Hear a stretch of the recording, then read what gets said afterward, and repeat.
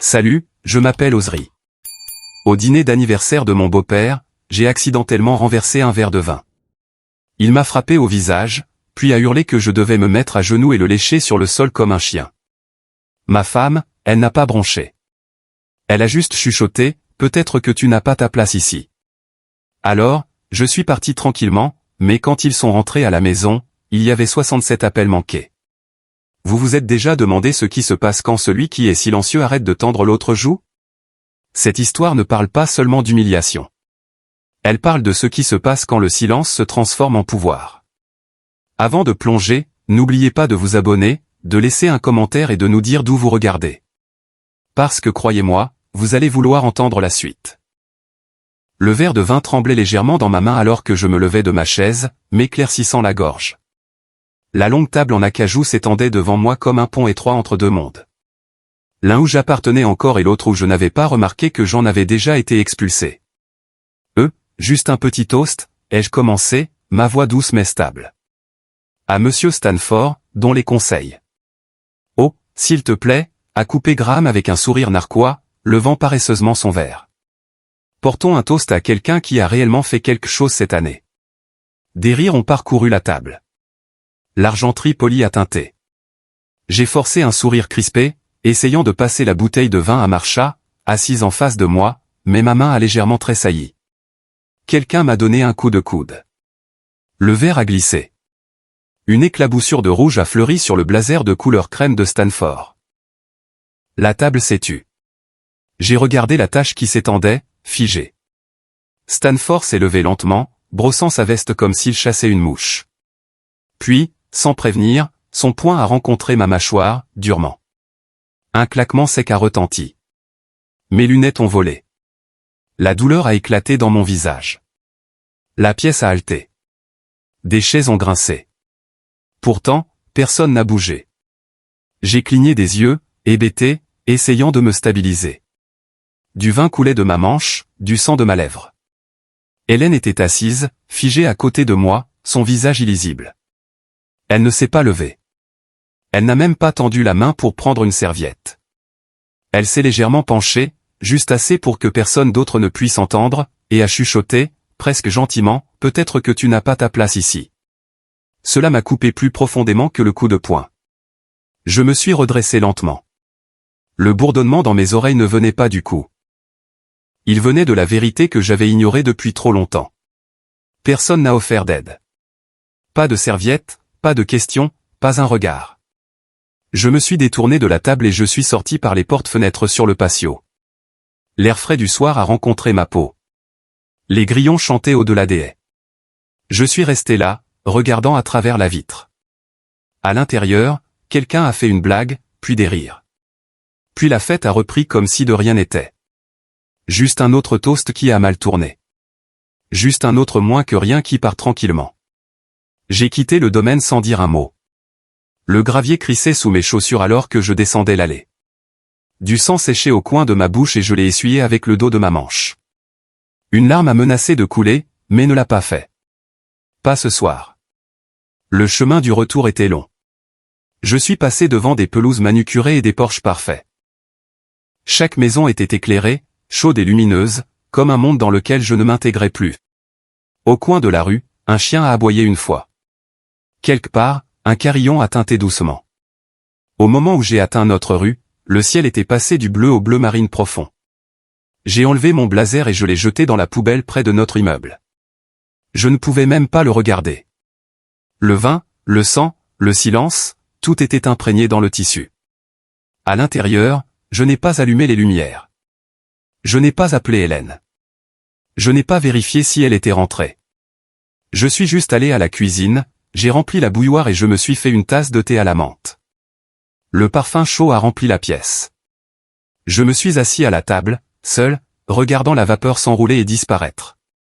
Pas de larmes, pas de rage, juste un vide silencieux si épais qu'il semblait être une autre présence dans la pièce. J'ai finalement pris mon téléphone. Pas de texto, pas d'appel, rien. Juste une nouvelle photo postée dans le fil de discussion du groupe familial. Stanford, Marsha, Graham et Hélène, tous levant leurs verres, souriant. Je n'y étais pas. Ils m'avaient recadré. Je l'ai regardé pendant longtemps. Non pas parce que ça faisait mal, bien que ce soit le cas, mais parce que j'ai enfin compris. Il m'avait effacé bien avant que je ne renverse ce vin. Ma prise s'est resserrée autour du téléphone. Et puis il a vibré une fois, puis encore, et encore. 10 appels manqués d'Hélène, de Graham, même de Marsha. Mais je ne leur ai pas répondu. Je n'attendais pas d'excuses. J'attendais autre chose. Je n'ai pas répondu aux appels et je suis resté assis là, les laissant aller et venir, regardant l'écran s'allumer et s'éteindre à nouveau. Il n'y avait plus rien à dire que je n'avais pas déjà entendu dans leur silence plus tôt ce soir. Le thé avait refroidi. Je me suis levé lentement, le corps endolori à des endroits que je n'avais pas remarqués plus tôt. La mâchoire douloureuse, l'épaule raide. J'ai traversé le couloir en direction de la pièce où je n'entrais plus que rarement. Le petit bureau à l'arrière de la maison, niché derrière la chambre d'amis, mon bureau. Du moins, c'était le cas. J'ai allumé la lampe. La lumière était d'un ambre doux. La poussière flottait à travers elle comme de la neige lente. Je ne m'étais pas assis à ce bureau depuis longtemps. Pas depuis que les choses avec Hélène ont commencé à passer de froide à glaciale. Cette pièce sentait encore faiblement le cèdre et la vieille encre d'imprimante. J'ai passé ma main sur la surface du bureau, puis j'ai ouvert le tiroir du milieu.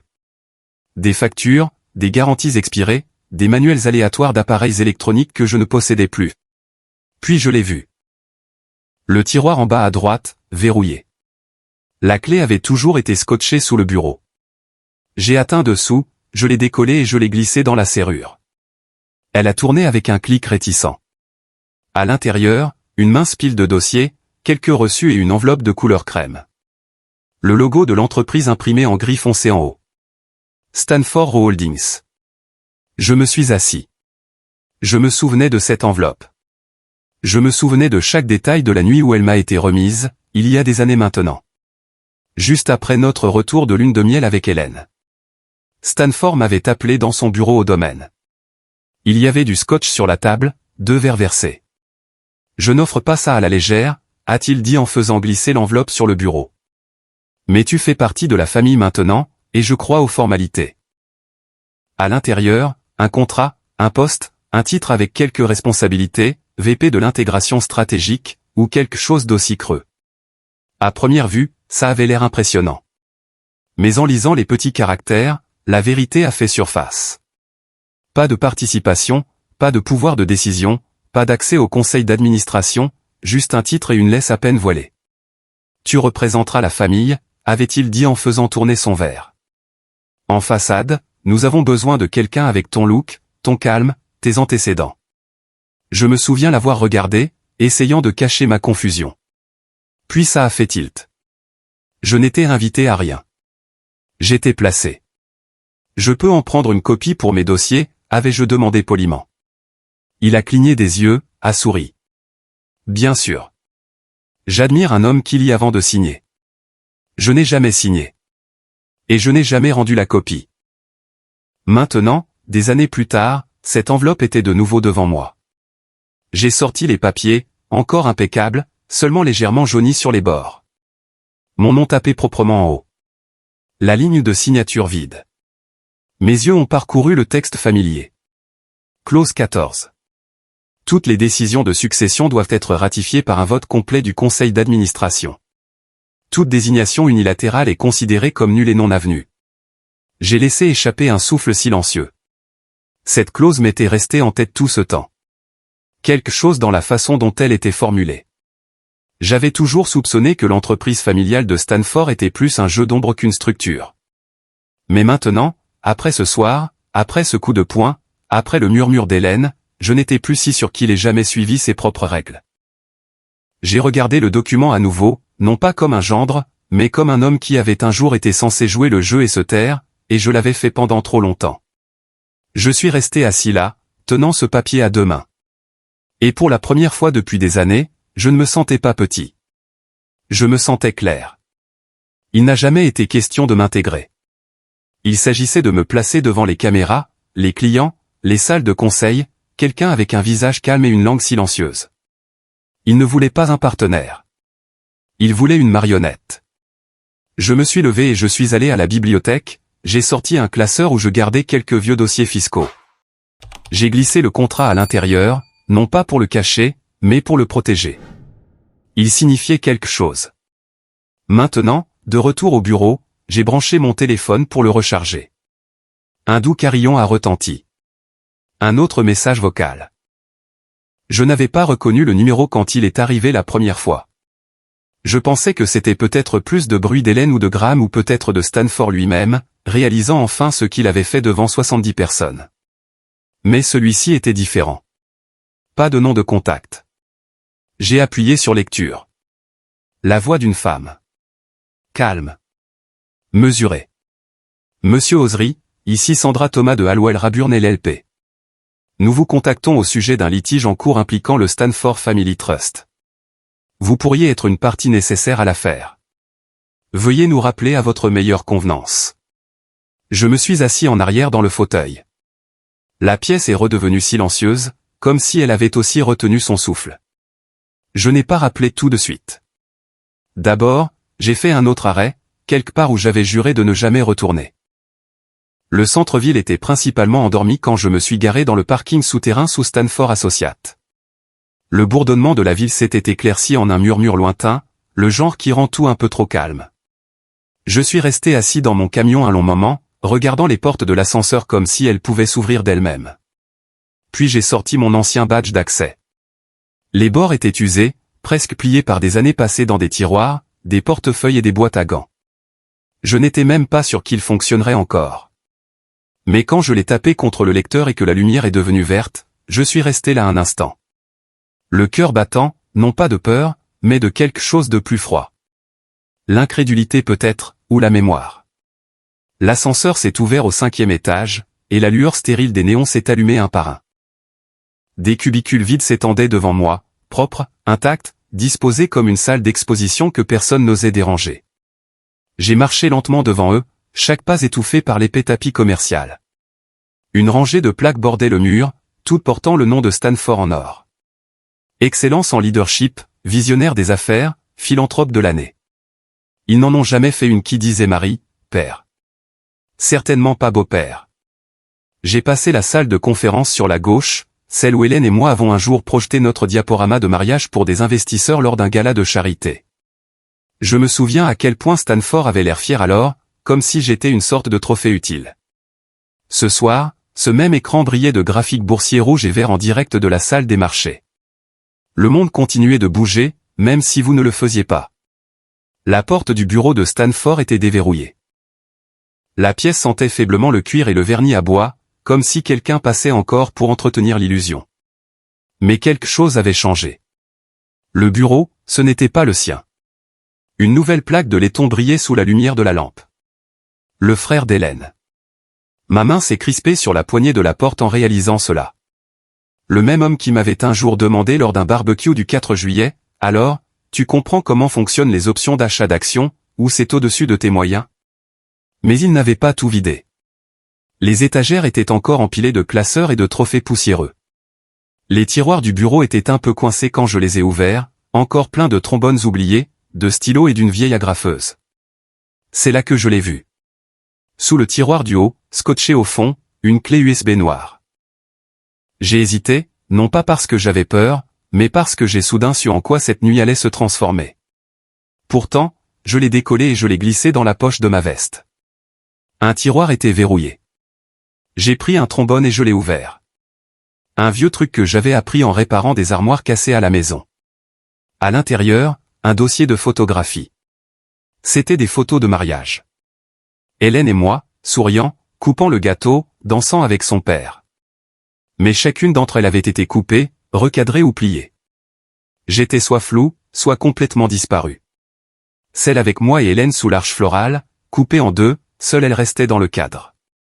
Ce n'était pas de la rage. C'était comme être enterré vivant et réaliser qu'ils étaient déjà en train de verser la terre. Je suis sorti du bureau et je me suis dirigé vers la salle de reprographie à l'arrière où ils stockaient autrefois de vieux moniteurs externes et des archives confidentielles. J'ai trouvé un ordinateur portable poussiéreux, toujours branché, toujours en charge, peut-être oublié, peut-être laissé exprès. J'ai inséré la clé USB. L'écran a vacillé. Puis une liste de fichiers audio s'est chargée, des dates, des noms de fichiers, des notes comme « brouillon de transfert »,« révision Hélène »,« conseil externe »,« urgent ». J'ai cliqué sur le premier, la voix de Stanford, calme, confiante. Faites le transfert complet avant le T4. Je veux que tout soit déchargé avant que l'idiot de gendre ne s'en aperçoive. Un autre fichier, sa voix à nouveau, riant cette fois. C'est facile. Il pense que le titre signifie quelque chose. Laissez-le assister aux réunions, sourire pour la photo de vacances. Ça nous fait gagner du temps. Et puis Hélène. Sa voix était plus douce, contrôlée. Il est bon pour les apparences, mais nous le remplacerons une fois que le conseil aura finalisé cette clause du contrat. Il ne l'a jamais signé, vous vous souvenez? C'était ça. Mes doigts ont plané au-dessus du bouton de pause. Je ne l'ai pas appuyé. Je les ai laissés continuer à parler. J'ai laissé leur voix, leur complot, leur faux rire résonner dans cette salle de reprographie oubliée comme un défilé de fantômes dans lequel j'étais entré de plein fouet. J'ai éjecté la clé et je l'ai glissée dans ma poche juste au moment où la porte s'ouvrait. Un homme en uniforme de sécurité se tenait dans l'embrasure. Des épaules larges, une moustache grise, des yeux fatigués. Il n'a pas pris sa radio ni son arme. Il m'a juste regardé une seconde, puis a légèrement hoché la tête. Monsieur Osrich. Je lui ai fait un sourire crispé. Je ne pensais pas qu'il y aurait quelqu'un ici si tard. Il a haussé les épaules. Je fais ma ronde toutes les quelques heures. Votre nom est apparu le mois dernier. Ils nous ont dit de supprimer votre accès. Alors pourquoi suis-je encore dans le système? Il s'est appuyé contre le cadre de la porte, les bras croisés. Parce que je n'ai pas suivi les instructions. Ça ne me semblait tout simplement pas juste. Je n'ai rien dit, mais je n'ai pas détourné le regard non plus. Il a expiré par le nez. Vous ne l'avez pas entendu de ma bouche, mais quelque chose se prépare cette semaine. Grande salle de conseil scellée pour vendredi. Tout le monde tourne en rond comme des vautours. Quel genre de quelque chose? Il a légèrement secoué la tête. Je ne suis pas sûr, mais vous n'étiez pas censé revoir cet endroit. J'ai hoché la tête. J'apprécie l'avertissement. Il a tenu la porte ouverte. Vous devriez peut-être y aller maintenant. Je suis passé devant lui. Déjà parti. La descente en ascenseur m'a semblé plus longue que la montée, comme si le bâtiment lui-même était réticent à me laisser partir. Quand je suis sorti, il avait commencé à pleuvoir, juste une fine bruine, assez pour brouiller les lampadaires en de petits halos lumineux. Je n'ai pas couru. Je n'ai même pas utilisé le parapluie dans mon coffre. J'ai juste marché, les mains dans les poches, le col relevé, la pluie s'infiltrant dans mes épaules, pensant à chaque mot, chaque mensonge, chaque souvenir effacé scotché derrière ce bureau d'entreprise poli. Je n'ai pas crié. Je n'ai pas appelé Hélène. J'ai juste continué à marcher jusqu'à ce que j'atteigne mon camion. Et le lendemain matin, je suis entré dans le cabinet d'avocats qui m'avait laissé le message vocal. Et ce qu'ils m'ont remis a tout changé. Et au moment où je suis rentré ce soir-là, mes chaussures étaient trempées et mon manteau s'accrochait à moi comme un regret. Je n'ai pas dormi, j'ai juste fait les 100 pas. L'appartement semblait encore plus petit que d'habitude, trop calme pour ce que je savais maintenant. Vers 7 heures du matin, je me suis douché, j'ai enfilé le seul blazer décent que je possédais encore, et je me suis rendu au cabinet d'avocat du centre-ville. L'endroit n'était pas tapa accent Graveleuil, juste un étroit bâtiment en briques de 2 étages coincé entre un magasin de vapotage et un restaurant délabré. Le genre de bureau que vous manqueriez si vous ne regardiez pas. À l'intérieur, une réceptionniste avec un sourire poli m'a indiqué l'arrière. Monsieur Harland vous attend, a-t-elle dit. La porte a grincé alors que je la poussais. Monsieur Harland se tenait derrière un bureau en chêne usé, ajustant ses lunettes. Il était plus âgé, peut-être la soixantaine, avec un comportement calme qui vous faisait instinctivement baisser la voix. M. Stanford a laissé des instructions très précises, a-t-il dit en me désignant la chaise en face de lui. Je devais attendre qu'un changement de propriétaire ait lieu sans votre autorisation. C'est seulement à ce moment-là que je pouvais vous remettre ceci directement. Il a ouvert un tiroir de classement et en a sorti une épaisse enveloppe scellée. Les bords étaient jaunis.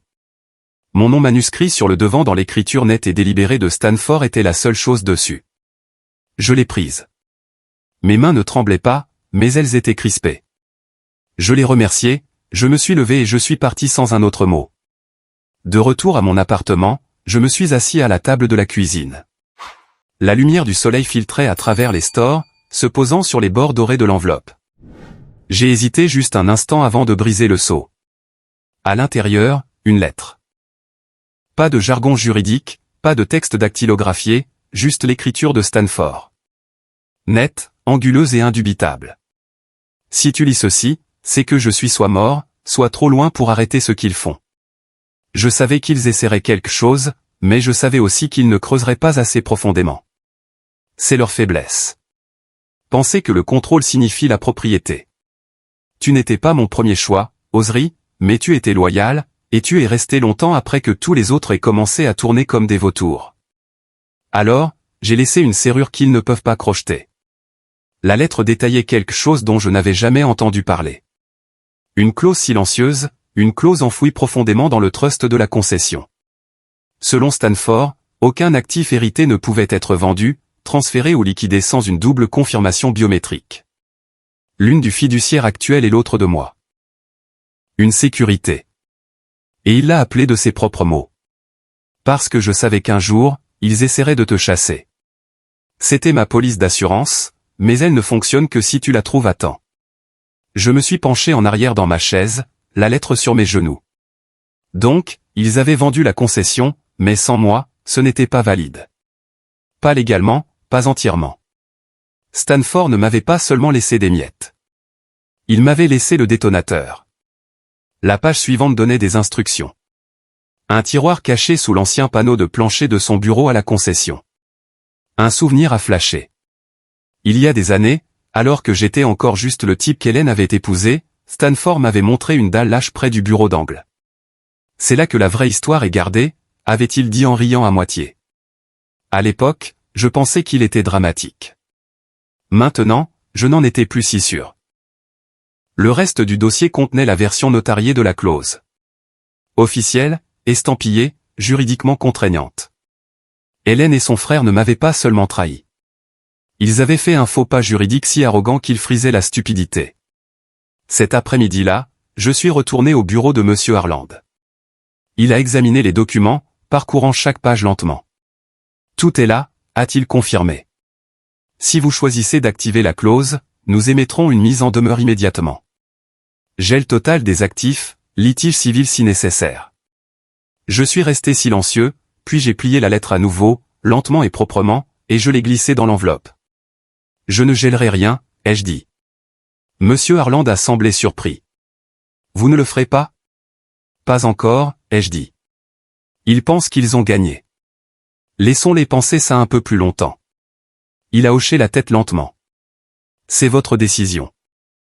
Mais si vous changez d'avis, dites-le simplement. Le soir est tombé au moment où je suis rentré. Je n'ai pas allumé la télévision, je suis juste resté assis à mon bureau, l'enveloppe à côté de moi, l'ordinateur portable ouvert. J'ai mis en favori des sites juridiques, des dossiers fiscaux, des archives du comté. Il ne s'agissait pas de vengeance. Pas exactement. Il s'agissait de levier, de jouer la main qu'il n'avait jamais su que j'avais. Je n'étais plus l'homme qui restait les bras croisés. Cette fois, ce serait moi qui écrirais les termes. Le lendemain matin, je suis arrivé 10 minutes avant l'ouverture. Le brouillard s'accrochait encore bas sur le trottoir, et le soleil n'avait pas encore complètement percé.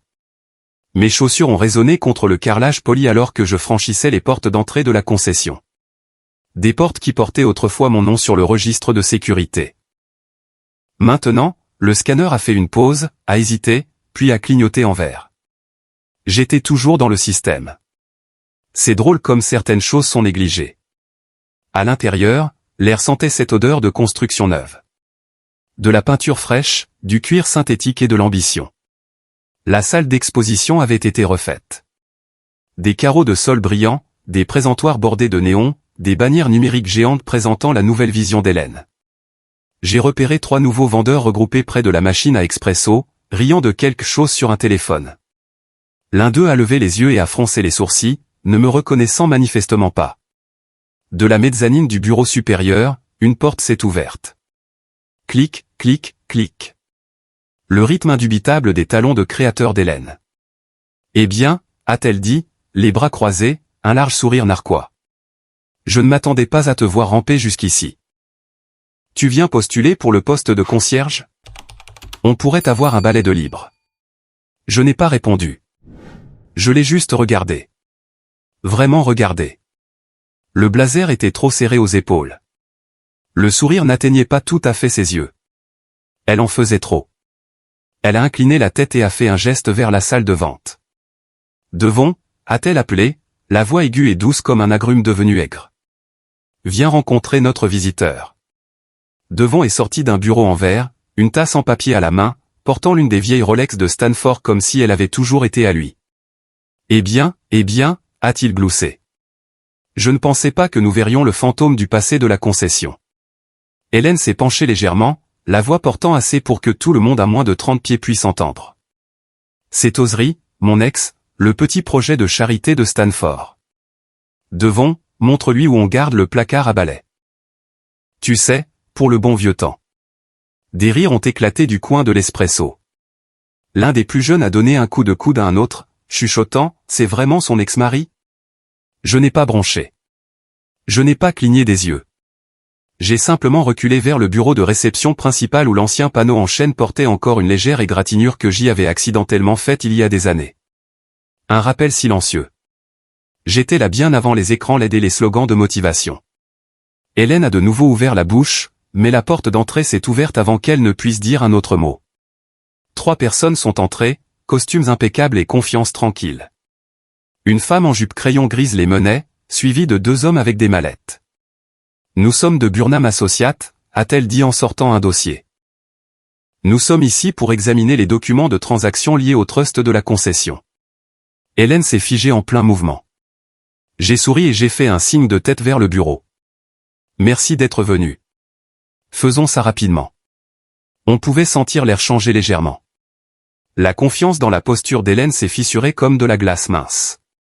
Devon a cligné des yeux, puis s'est avancé, essayant de reprendre le dessus. C'est toi. C'est toi qui les as appelés? C'est moi.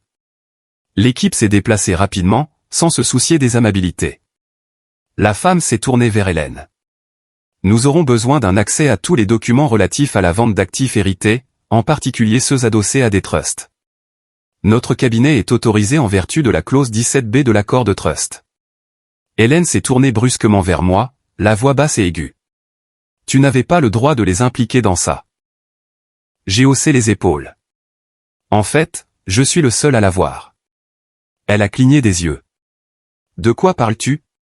Tu as sauté la clause 17B. Tu sais, celle qui exige une confirmation biométrique du cosignataire silencieux. J'ai haussé un sourcil. C'est drôle comme le langage juridique fonctionne. Devon s'est approché, essayant de me dominer. Si tu ramènes encore des avocats ici, je te jure. J'ai mis la main dans la poche de mon manteau et j'ai tendu un dossier manille à la femme.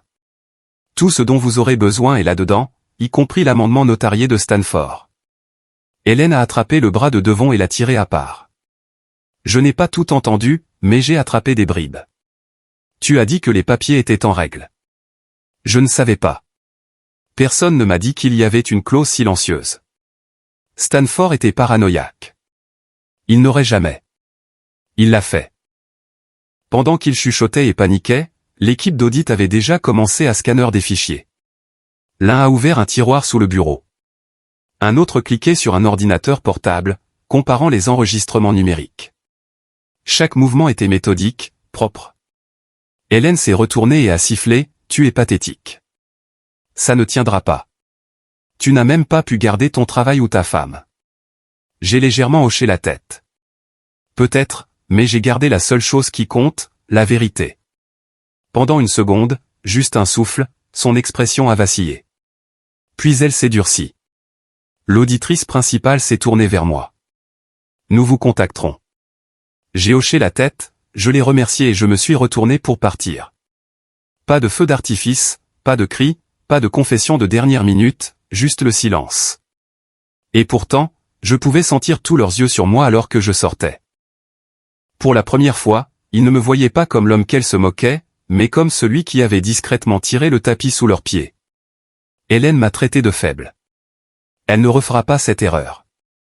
Cette nuit-là, j'ai reçu un appel de la seule personne que je n'aurais jamais pensé contacter. J'ai regardé l'email pendant un moment avant de cliquer sur envoyer. Mes doigts ont plané au-dessus du clavier, puis ont tapé la dernière ligne avec une fermeté que je n'avais pas ressentie depuis des années.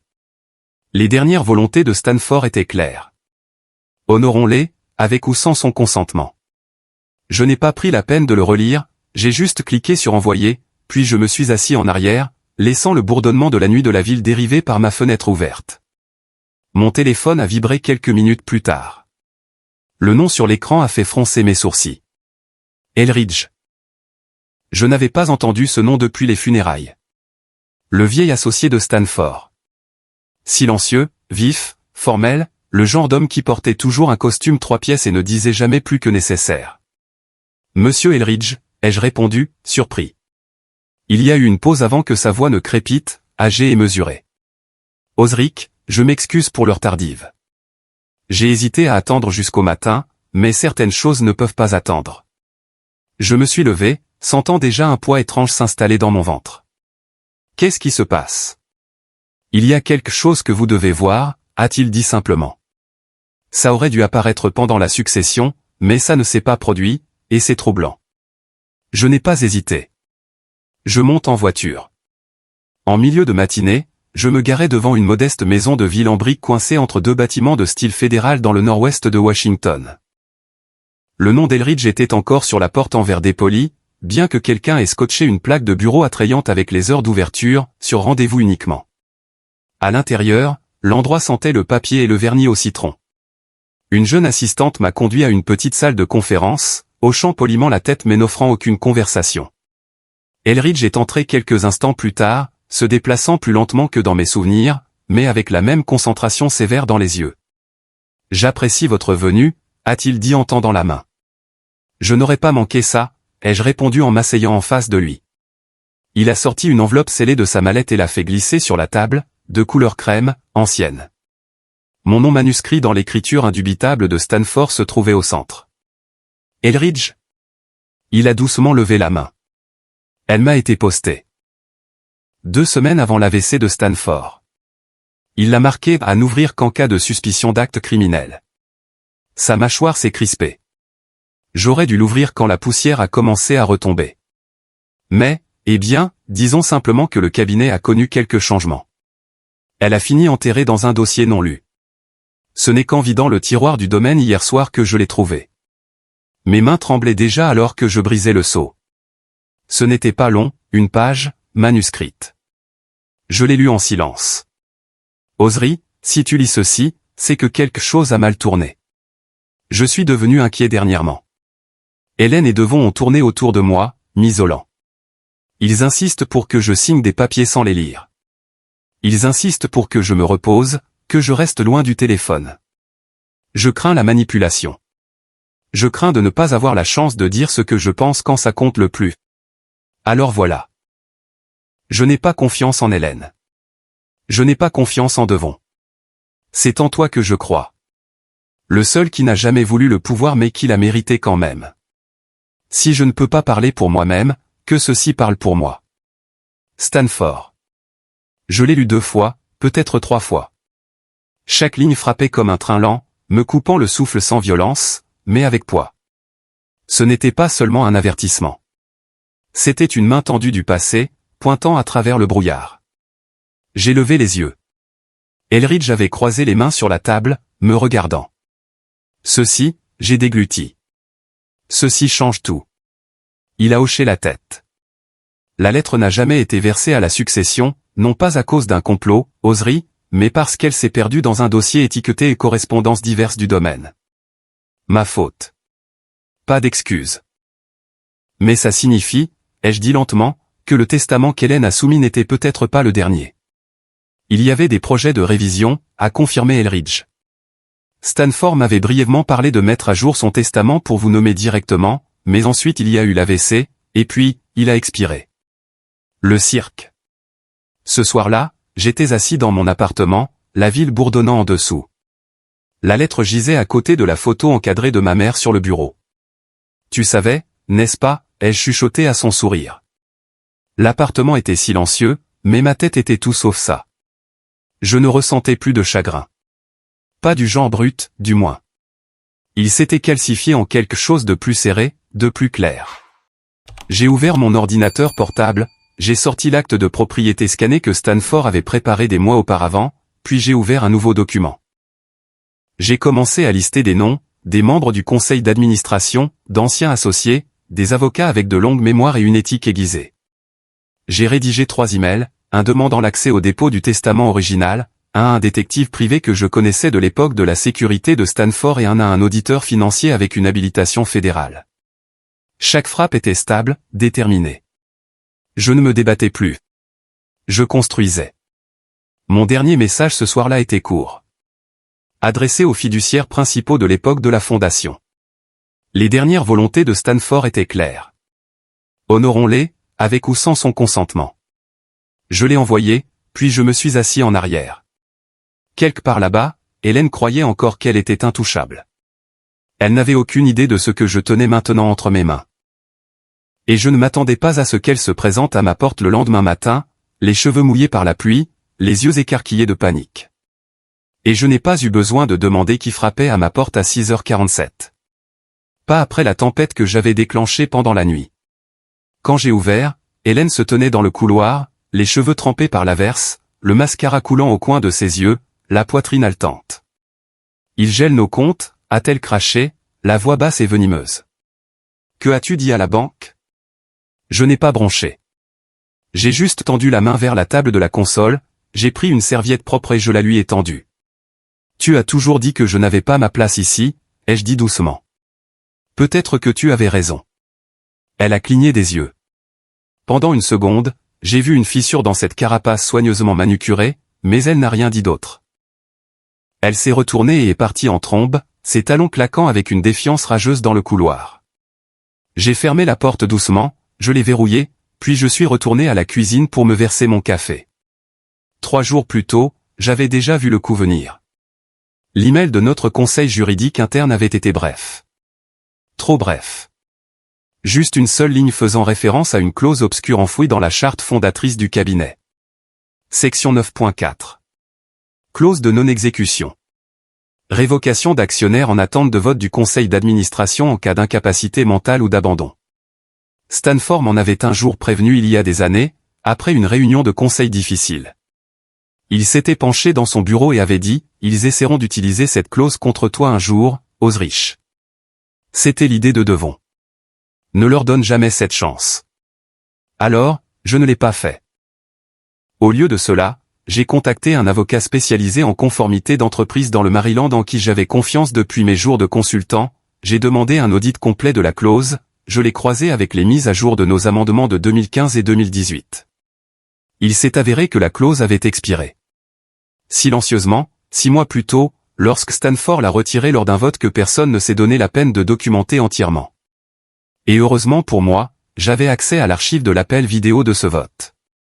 Mais Hélène et Devon ne le savaient pas. Ils comptaient sur ma lenteur, mon impréparation, mon instabilité émotionnelle.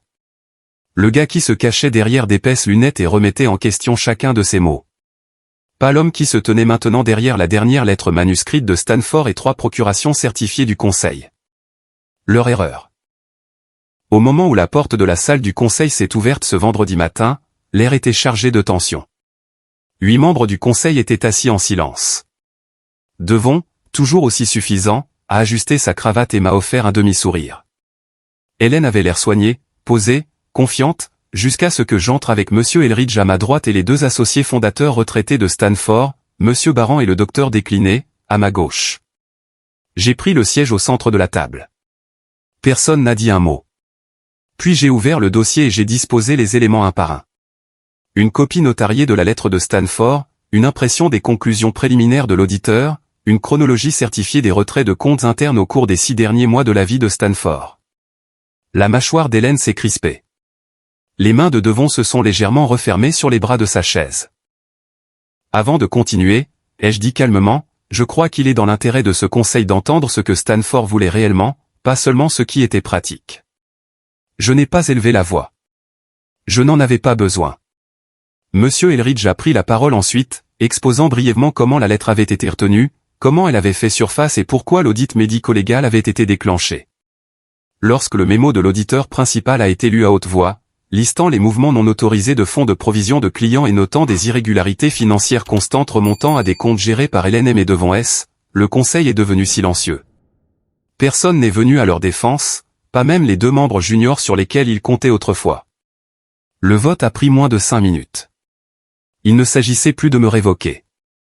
Il s'agissait de les enquêter. Hélène regardait droit devant elle, figée. Devon avait l'air pâle, comme s'il avait avalé une bouchée de sable. Alors que les papiers étaient collectés et signés, je me suis levé, j'ai ajusté ma montre, j'ai rassemblé le dossier. En passant devant Hélène, je ne me suis pas arrêté, je me suis juste penché légèrement vers elle et j'ai dit d'un ton égal, ce n'est pas de la vengeance. C'est de la restauration. Dehors, le vent d'automne s'était levé. Il faisait bruisser les drapeaux suspendus près de l'entrée principale. Quelques feuilles ont glissé sur le trottoir alors que je retournais vers la voiture qui attendait au bord du trottoir. Je ne ressentais pas de triomphe, juste de la certitude, et peut-être pour la première fois depuis des années, du calme. Et la pluie n'avait pas cessé. Elle tambourinait contre le pare-brise alors que j'étais assis dans la voiture garée juste en bas de la rue du cabinet. Je n'étais pas rentré après le vote du conseil. Je ne pouvais pas encore. Il y avait quelque chose que je devais confirmer d'abord. L'air à l'intérieur de la voiture était lourd, épais de quelque chose que je ne pouvais pas tout à fait nommer. Pas de l'effroi, pas de la colère, juste du calme. Un calme étrange, profond, qui s'installe quand on voit enfin la dernière pièce d'un long et les jeux se mettre en place. J'ai de nouveau vérifié mon téléphone. Pas d'appel manqué, pas de texto d'Hélène ou de Devon. C'était inhabituel de leur part, ce qui ne signifiait qu'une chose. Quelque chose bougeait déjà en coulisses. J'avais raison. L'email est arrivé exactement 2 heures plus tard. Pas de salutation, pas d'avertissement, juste une ligne d'objet. Vote d'urgence des actionnaires, résultat clos. Il l'avait fait. Hélène avait convoqué une réunion d'urgence non programmée sous prétexte que je ne répondais pas et que le cabinet avait donc besoin de clarté en matière de leadership. Selon le résumé juridique, Devon a présenté une motion visant à dissoudre l'entité actuelle et à transférer tous les actifs, les clients et le personnel dans une nouvelle SARL enregistrée sous son seul nom. Même adresse, même cabinet en tout sauf le nom, juste moi et les actionnaires. La plupart d'entre eux ont signé sans poser de questions. Je pouvais l'imaginer clairement. Hélène dans son costume gris impeccable, les bras croisés, Devon jouant le réparateur charmant, promettant stabilité et progrès. La peur est persuasive, surtout quand il y a de l'argent en jeu. Au moment où j'ai atteint le bureau, c'était déjà fait. Ils étaient encore dans la salle de conférence principale quand je suis entré.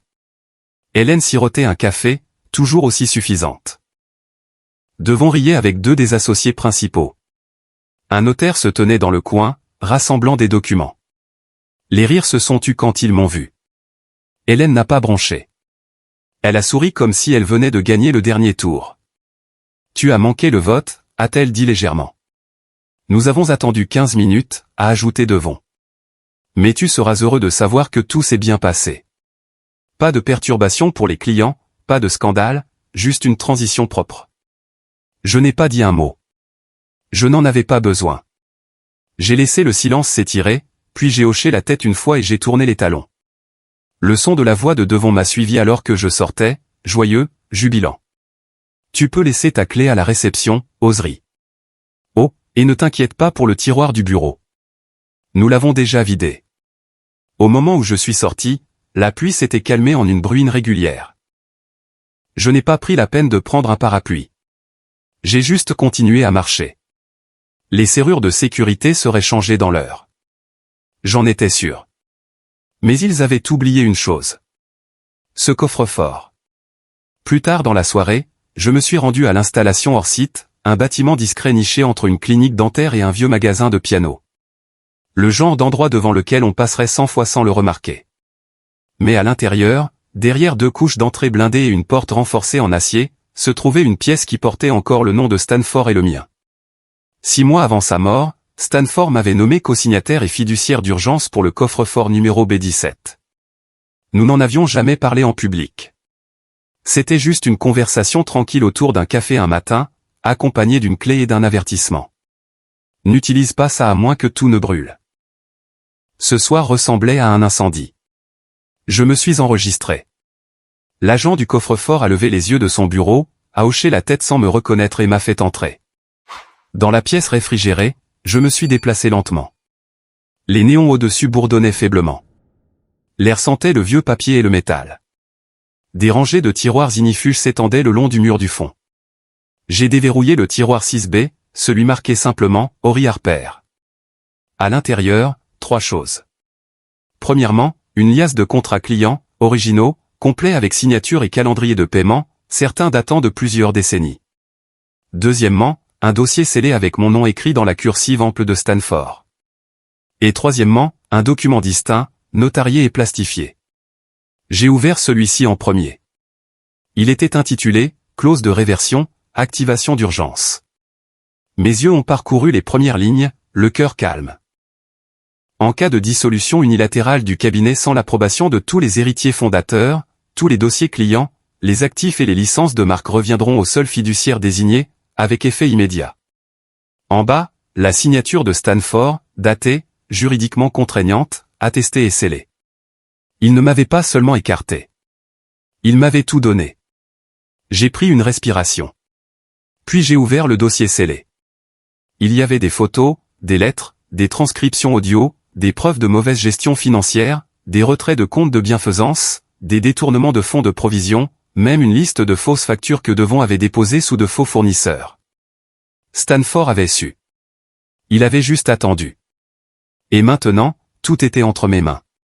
J'ai rangé les documents dans une fine mallette noire, j'ai fermé le tiroir et je me suis retourné pour partir. En sortant, le vent s'était levé. Des nuages tourbillonnaient au-dessus, bas et lourds, comme si le ciel se préparait à quelque chose. Je me suis arrêté à la porte et j'ai levé les yeux.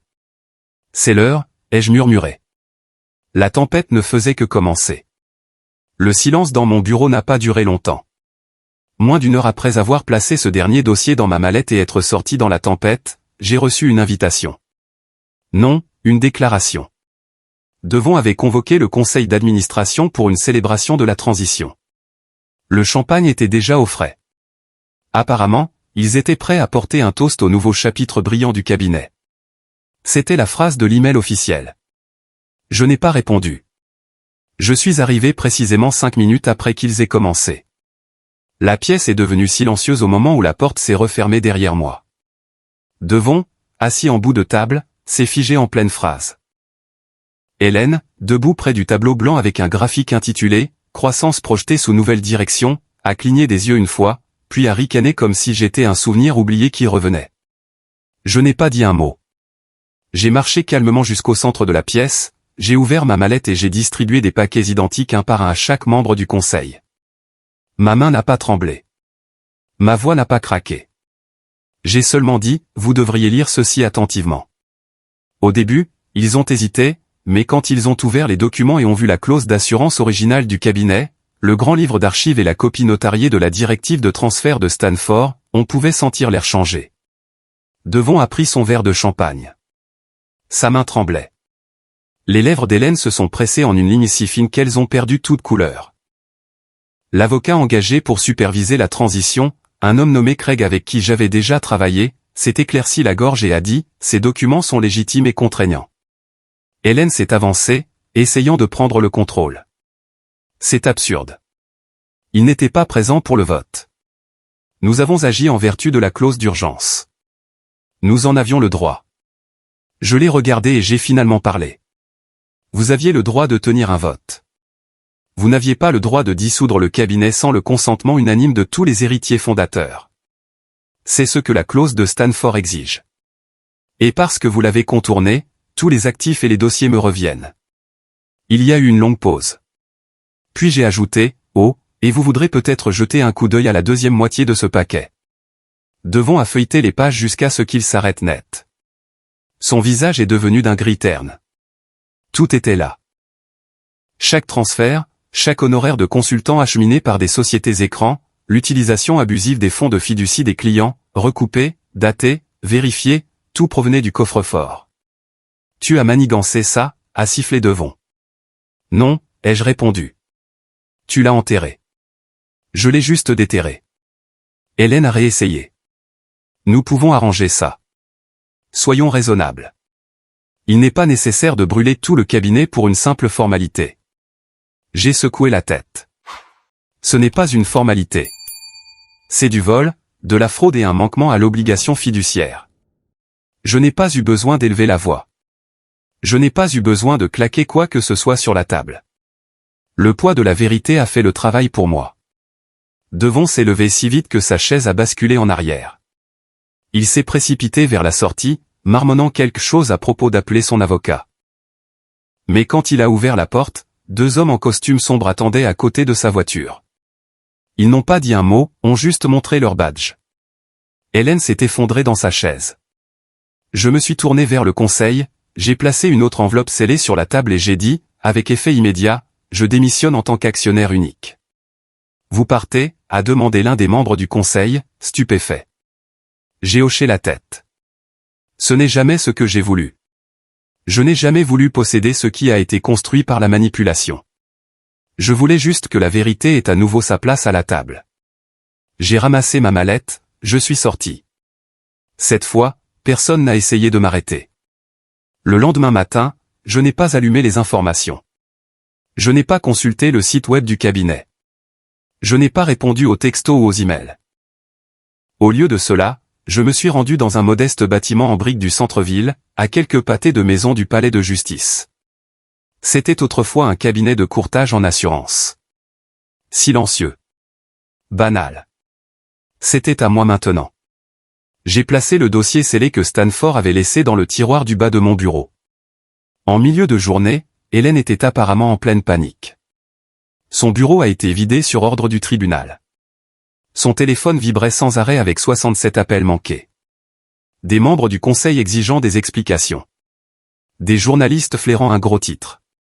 L'avocat de Devon demandant une réunion de gestion de crise. Parmi eux, un message vocal de moi. Les clés sont sur le bureau. Je suis déjà parti. C'était tout. Pas de menace, pas de jubilation, juste une conclusion. Tard cet après-midi-là, j'ai enfin ouvert l'enveloppe scellée de Stanford. À l'intérieur, une seule note écrite de son écriture propre et délibérée. Tu as toujours été celui en qui j'avais confiance. Non pas parce que tu étais bruyant, mais parce que tu écoutais. Et quand tu bougeais avec un but. Ce cabinet n'a jamais été une question d'argent. C'était une question d'héritage. Tu connais la différence. C'est pourquoi je t'ai choisi. J'ai plié la note et je l'ai placée à côté d'une vieille photographie de ma mère et de Stanford, prise avant que les choses ne s'effondrent. Je n'ai pas pleuré. Je me suis juste penché en arrière dans ma chaise. Pas de titre, pas de poids qui m'oppresse. Juste de l'air, du calme, de la paix. Ils ont essayé de m'effacer, mais maintenant tout ce qu'ils ont construit repose entre mes mains.